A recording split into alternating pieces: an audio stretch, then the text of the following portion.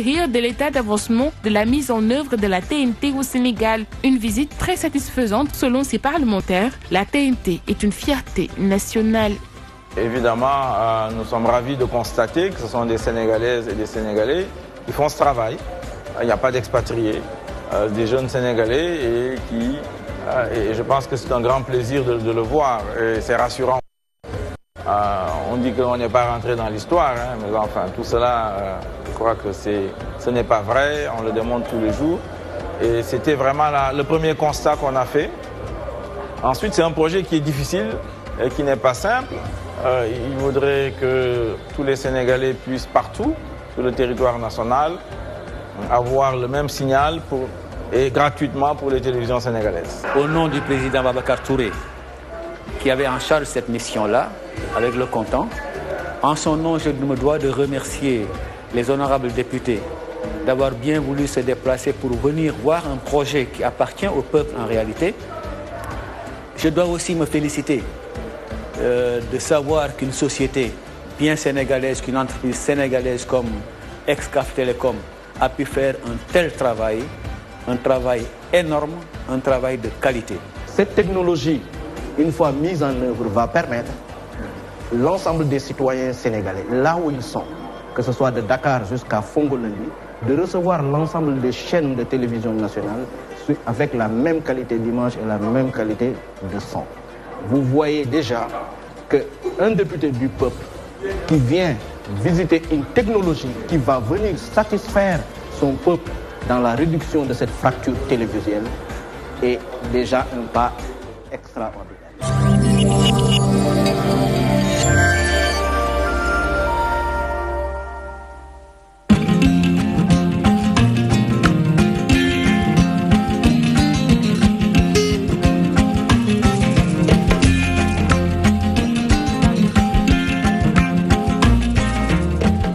mbokk yi juróom ñaari waxtu tegal na ñaari simili fii ci Ndakaaru li gën a fës ci xibaar yi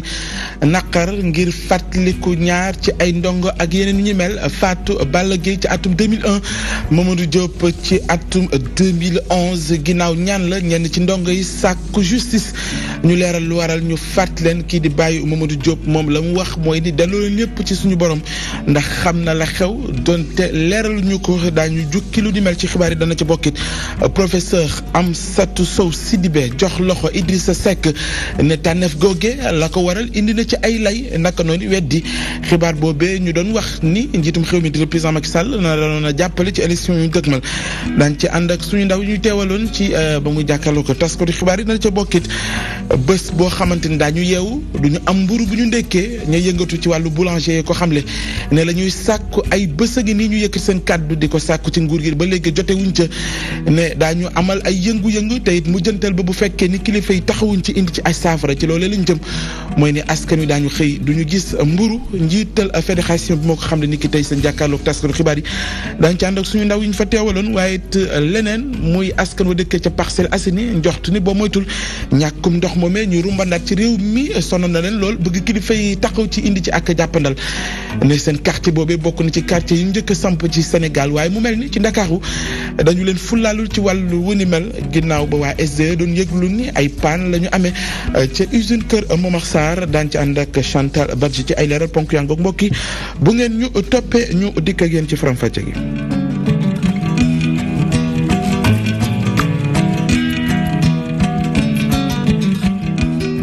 mbokk yi ginnaaw ba ñu leen nuyoo xibaar ci ngoon gi ñu koy doore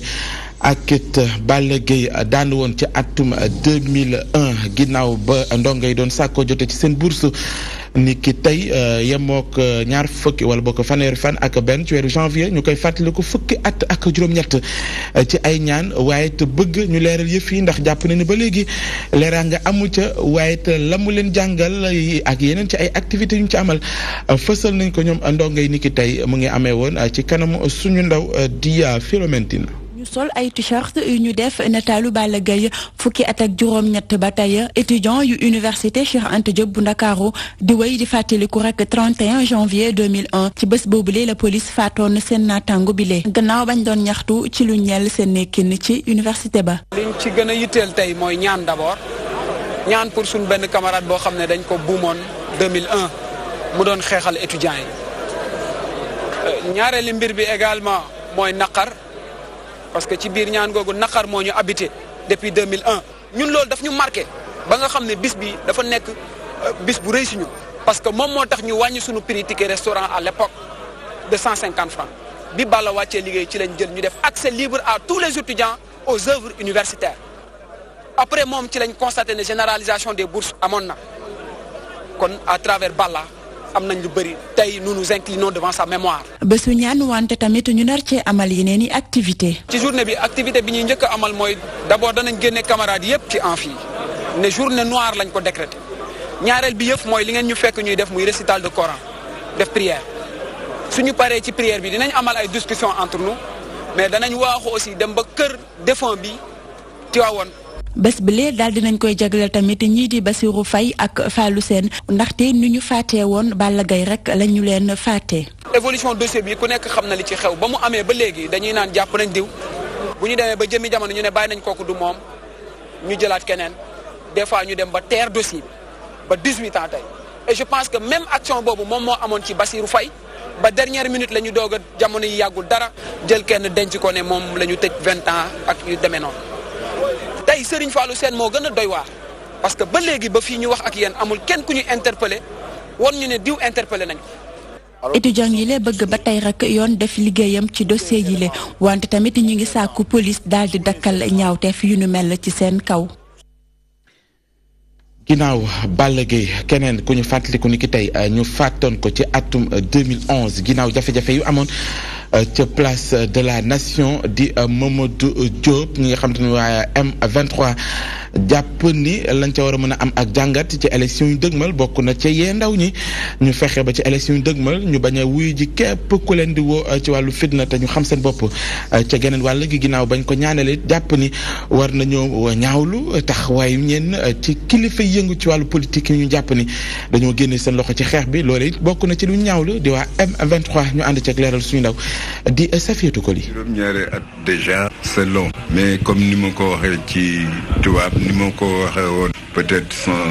sans votre interview maa ngi sant yàlla di julli ci yonent bi sant sëñ si parce que nee naa bu dul woon sëñ si di peut-être Mamadou kenn du ko xam waaye nag bu ñu yàlla indilee sëñ si di ci mu accueillir mu façonné ba Mamadou nekk li mu nekk ba dem bàyyi maa ngi sant yàlla di ko ñaan parce que bu ma gisee kuréel gi rek man pour man Mamadou làqu na mais geste am ak habitude am yëpp la ku ci nekk ci kuréel gi yor nga gis ko c'est le reflet de sëñ si lépp lu ñu gis ci Mamadou sëñ si Mamadou daf ñuy yaraat sax man mii wajur bu ma toogee ak moom damay changé waat xam nu may toogee ak nu may wax ak moom di ñaanal sëñ si yàlla na ko yàlla may fanu gudd ak wér jaay na waaw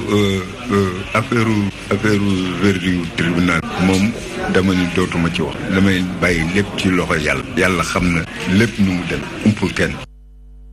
mu ngoog jot ngeen ko jubbanti seen bopp ke ngeen doon teewlu di bàyyi ndem si yàlla Mamadou Diop ca ñaan yéen ko doon amal ca këram foofee ca Mbuur moom bàyyi ji ne ba léegi ma ngay yëg doomam ci biir njabootam ginnaaw ba gisee ñamu doon àndal waaye lu aju ci wàllu justice ak leeral nañ mbir yem déet mu ne lépp jox na ko teg na ko ci loxoy borom bi jamono boobee ñooñu di waa M23 junj naa ko sànq ñoom it def nañu ay ñaan jëmale ko ci Mamadou Diop ak ñeneen ci ay ndongo yoo xam te ne daanaka nañu ko fàtte ci atum 2011 daanaka lu ni mel it la ñu dund ñoom nag la ñuy xamal ndaw ñi ci élection yu dëgmal mooy ne nañu fexe xam seen bopp bañu wuy ji képp ku leen di woo ci fitna waaye ci genn wàll ga ñeewlu taxawaay ñi nga xam te ni ñooy wéy ku jege wala boo ñu fare ci politique te ni ki démb àndoon ak ñoom ci xeex bi mu mel ni tey dañoo wàcce seen ko loxo sentir ñu benn yoon seen taxawaay ci wàllu wu ni mel ñaawlu ko ci ndaje bi ñu doon amal di waa M23 Safiatou Koli ma nga fa woon.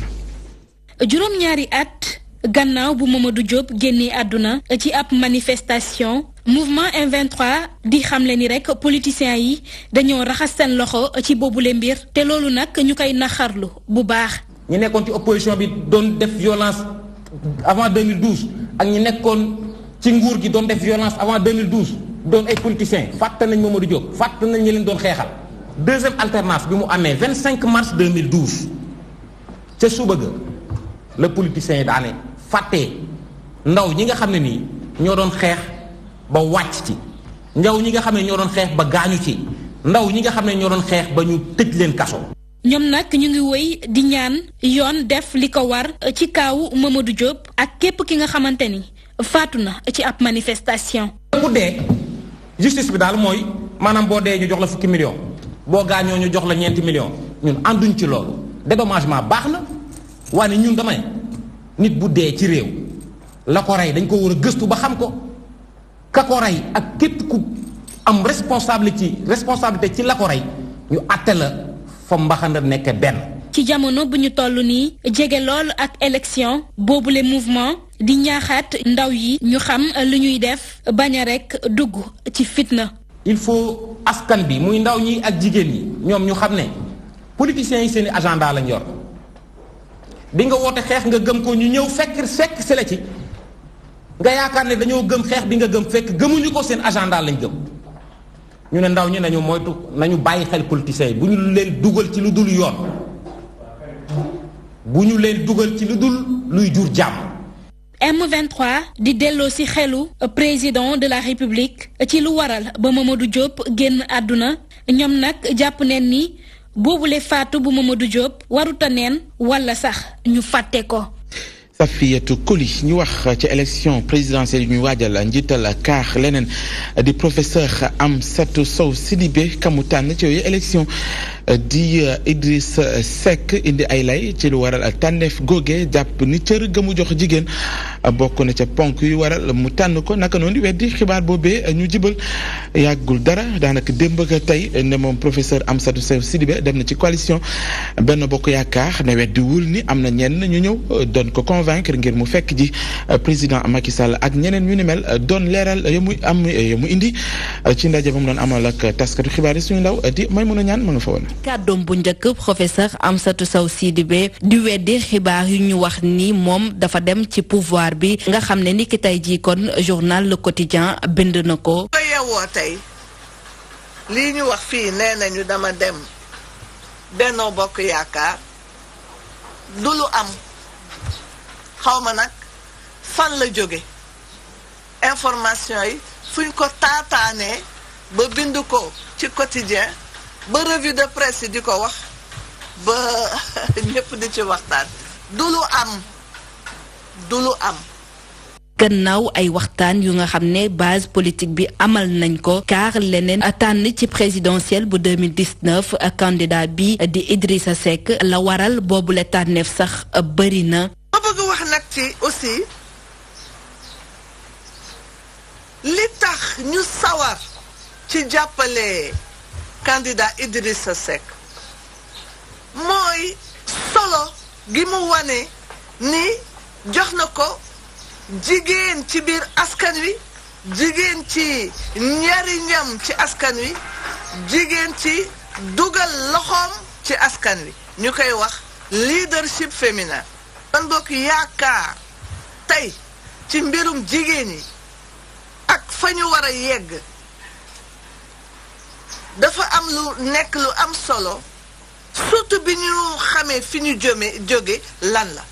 dañu jóge ci mbirum parrainage mu am ay jigéen yu déposé woon seeni candidature waaye bi liste bi génne benn jigéen bokk ci. njiital kar leneen di wax ni kon képp kuy candidat ci présidentielle bi ñëw na seetsi ko rawatina ñi jege candidat bi di Macky Sall. man daanaka ñëpp démarché nañ ma ñi wër président de la république démarché nañ ma lu bare yoon waaye man damay soxna su am gëm-gëm dama am gëm-gëm. ma tontu baamtuwaat ko dama am gëm-gëm. ñoom ñi bokk ci kaar leneen am nañu gëm-gëm ni woote bi nga xam ne candidat bi di Idrissa Seck woote na ko looli dina mën a tax Sénégal sukkaleeku waaye it valeur yi mën a dellu si ndaxte ci gis-gisam mu ne dana teg ku ne ca place ba nga mérito. Maimouna Niane njiital PUR di candidat professeur Issa Sall moom ci juróom benn poñ la tënk seen ko programme la ca gën a am solo bokk na ci nit nañu koy tabaxale nañ koy tabaxee def ci moom jom ba li réew mi xaar ci moom mën ko matal ca genn wàll gi it muy bàyyi loo xel askan wi ca la mu jàpp ni njuuj njaajang ca di leen ci ay électeurs yoo xam te ne xëy na toxal nañu seen vote ci lu ñu yëgut mu jàpp ne loolee war mën a am doon nag yenn ci ay leeraange yu mu fësal ci ba ñu doon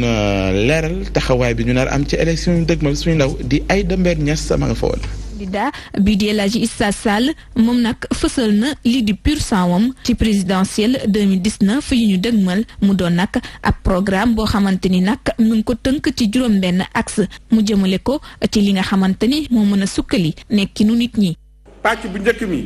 mooy nit ki nuñ koy tëggee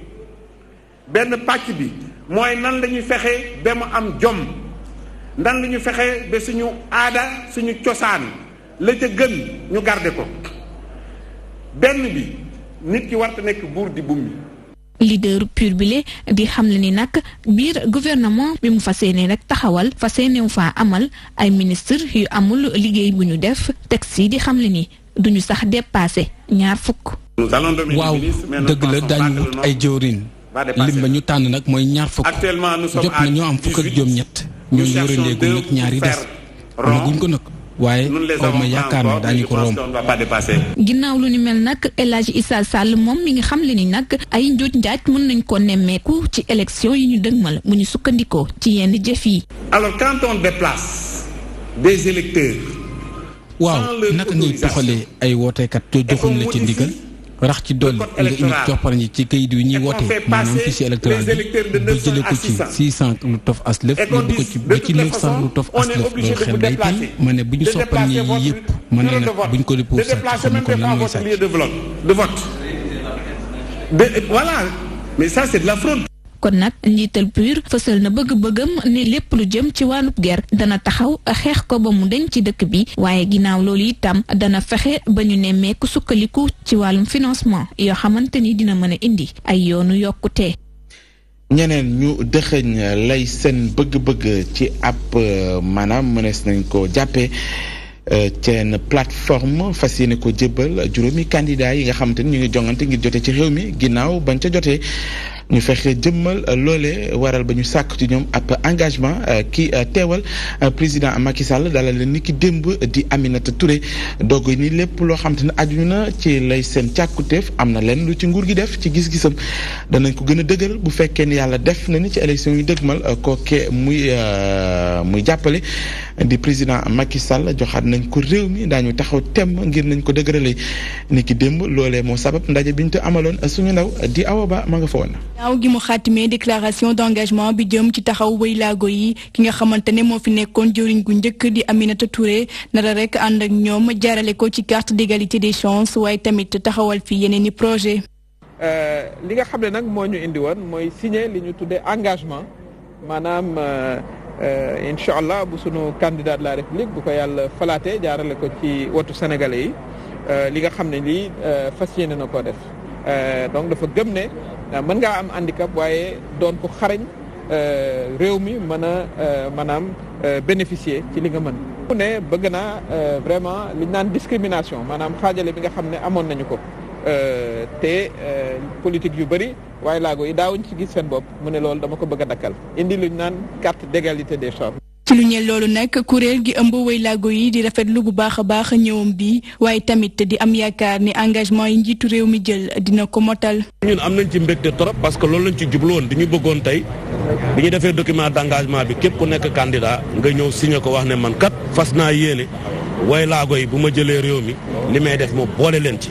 donc suñu amee ndaw président Macky Sall mu ñëw signé loolu dañ ciy bég ñu mbégte am yaakaar.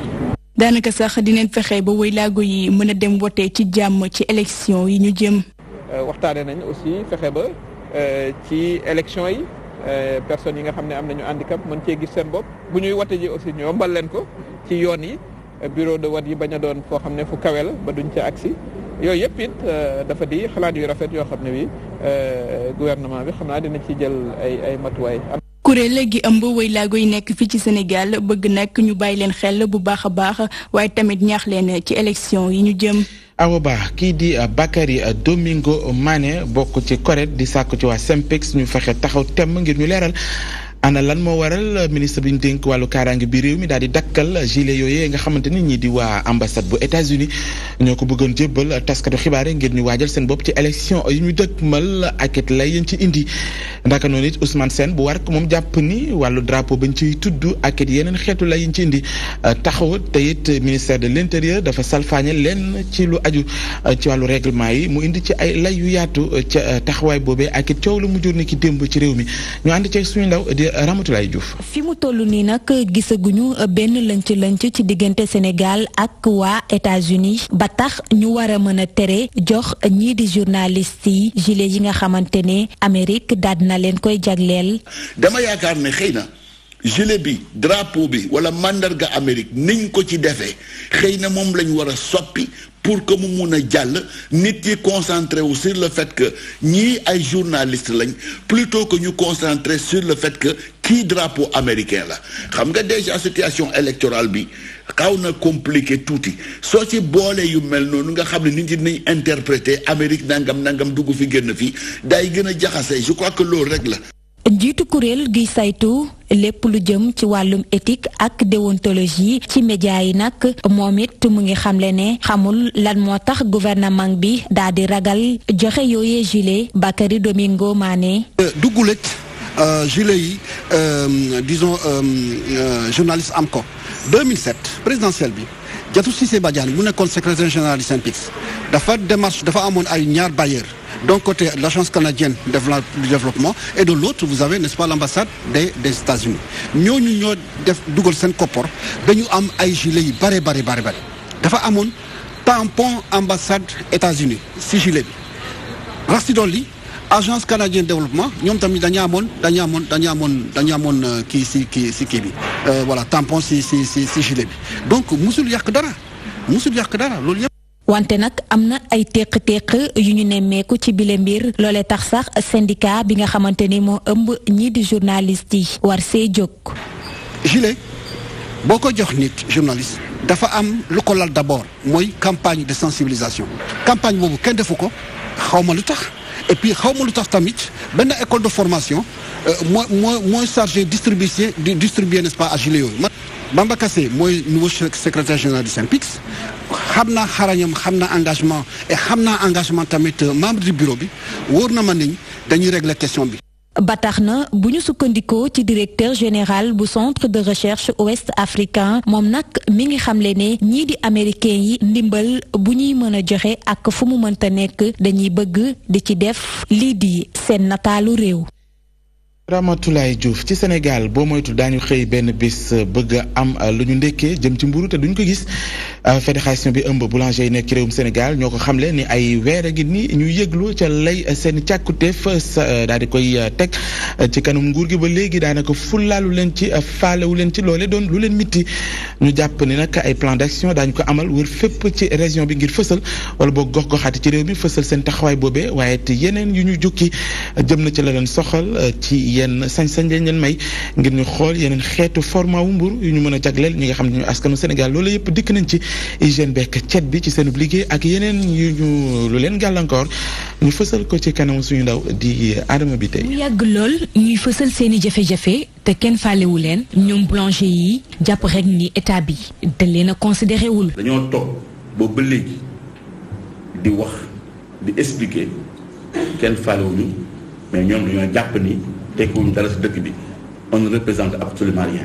nguur d'accord cautionné ni yéen jaaykatu far yii seen xeex bi dog na dog ma bëgg ngeen harmoniser seen prix maanaam ngeen yokk ko mais loolu pour lan. ñaari mburu yu wuute yu ñu naax di defar tukke woon ci assise yu ñu amaloon mu mel ni sax li ni mel bu ba léegi. mënuñ ko defar. la ñu waxoon ci assise de la boulangerie ni kat am nañu sañ-sañ proposer askan bi yeneen façon mburu daanaka loolu sax am na ci boulangerie yu bari ñu ngi koy doxal waaye matewu ko fépp ñu ni kon nag jafe-jafe yi ñu nekkee fi mu toll nii lañ ko proposer pour que mën a wàññi suñu charge ñun courant beeg ndox meeg yooyu. ba pare permettre askan bi mu am mburu qualité. ñoom nag ñu xamle ni bu leen nguur gi wuyuwul dinañ toog ab bés boo xamante ni mburu du am te loolee ci gox yépp lañ koy amal. taxawal nañu un plan d'action boo xam ne mënul ñàkk am na ay pour donner une idée rek am na ay propositions yu fi génn maanaam dañ ni buñ jógee fii chaque région def journée sans pain après ñu def benn journée sans pain nationale. loolu moom dañ ko bëgg a dox bu ñuy dégloo nag incha allah bu ñuy dégloo mën nañ taxaw bu ñuy dégloo suñu oreille ñu taxaw. cet gi wàññi njëgu farine gi ak yeneen ponk doon li nga xamante ni moom la ñu bëgg boulanger yi nag di wax ni nam mën nañoo wëyal seen xeex naam sax élection yi du leen ci génnee. paan la waa SDE wax ca kër usine Kër Momar Sarr bi ñuy defar te mën a indi gàllankoor ci ñàkkum ndox ci yenn gox yi ci Ndakaaru waa Parcelles Assainies ñenn ci askan wi am ci tiitaange ni loole daf leen nar a yóbbuwaat ci jafe-jafe yi ñu daan dund bu yàggul dara ci wër ci ay gox gàddu ay paan ngir mën a jotee ca ndox ba ñeneen ci ñoom sàkku ci nguur gi ci loo xamante ni war nañ ca mën a taxaw régler yooye jafe-jafe ba duñu ko dundaat waaye leneen luñ ci gën a ñaawlu mooy ni saa yi ñuy gën di ñàkk dox lii di facture yi di gën a takkarnaa si seeni kër yi te xamuñu lu ko waral doon jàmbat yi ñu fësal ci kanamu suñu ndaw di Chantal Badji. Ndakaaru ak li ko wër tàmbali nañoo dundaat lii di coupure ndox ay liggéey yu ñu doon amal ci benn tuyau tax ba yenn ci quartier yi daal di coupé fële ci Parcelles Assainies askan wi jaaxle lañu yeewoo. ñu dimbali nu daal ci coupure ndox yi ndax nit moom bu amul ndox ci àddina rek day daal di sonn. temps yële passé xam ne daanaka am nañu 3 mois yoo xam ne citerne bi moo ñuy indil ndox nan daal ñun waa Parcelles daal sonn nañu ñu dimbali yàlla tax. dimbali nu daal ci ndox wàññi coupure ndox yu bari. ñi yuuxu wàllu ndax bu ñu sukkandikoo ci seen kàddu li ni mel dafa bari luñ koy nemmiku ci yooyu le gox ñuy sàkku ci nguur gi mu daal di jëlaat ay responsabilité wam. ñun ñu ngi mel ni bokkuñu Sénégal wala bokkuñu Dakar parce que Parcelles ci quartier yi njëkk ci Dakar la bokk chaque jour dañuy yenu paan de gauche à droite di dem ci pompe yi te bu weer dee dañuy indi ay facture pour ñuy fay ay ndox loolu dafa metti trop. état bi war nañoo jàppale xaalis bi ñuy jël di organiser ay tëgg sabar ak yooyu dañ ko war a def ci ndox mi pour population bi mën a jëriñu population Parcelles dañoo sonn ci affaire ndox trop. moo ne de bi li Sénégalais jàpp ni problème bi moom garaawul sax muy xamle ni ay jafe-jafe ak machine la li ni mel nag SDE mënu ci dara. le problème mooy Sénégal des fois dañuy yëkkati benn affaire boo xam ne amul benn importance problème technique la fi terre bi kii bi di jaar la am problème comprendre nga. mu indi lii lenn rek mooy inconvénient bi bon on nous avertit pas à temps mais loo xam ne tamit aussi accident la mënuñu teel a wax nit ñi ce qui se passe. ay liggéey yu ñu doon amal ci tali bi daal di jur ay jafe-jafe ci distribution wu ndox mi ci gox yu bari fii ci Dakar ñu sonn ci yooyu les coupures yu tegaloo yi les Sénégalais di rafet njort ni lépp dina jaaraat ci yoon ci waxtu yu ñu jëm. Chantal Badji ca Parcelles Assainies ci ñenn ci askan wi am njoxtu maanaam ragal ni boo mooy tut ñàkkum ndox bi ñii di waa SDE doon wax bu yàggul dara boo mooy tut dana leen indil ay gàllankoor ñu cay yëglu bëgg kilifa yi daal di koy taxaw indi ci ak saafara nekkoon ponk bu mujj ci xibaar yi ci ngoon gi jaajëfal leen mbokki ci teewlu bi jaajëfal ci technicien yéen ci àndaloon xibaar yi des ci kanam tuuti juróom-ñetti waxtu ci kalamay nasaraan ngeen àndi ceeg Mouhamadou Diallo di leen ñaanal guddeek jàmm bu ànd ak tawfeex di ko sàkku ci yéen jamono bu nekk wasalaam.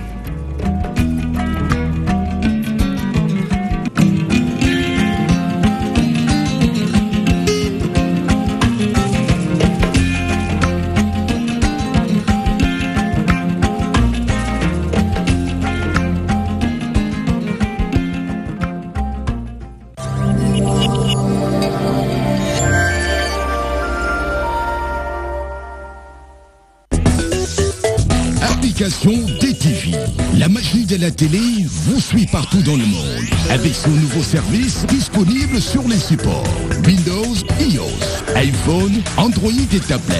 La DTV sous vos yeux partout à tout instant. Avec la DTV, vivez la magie de la télé.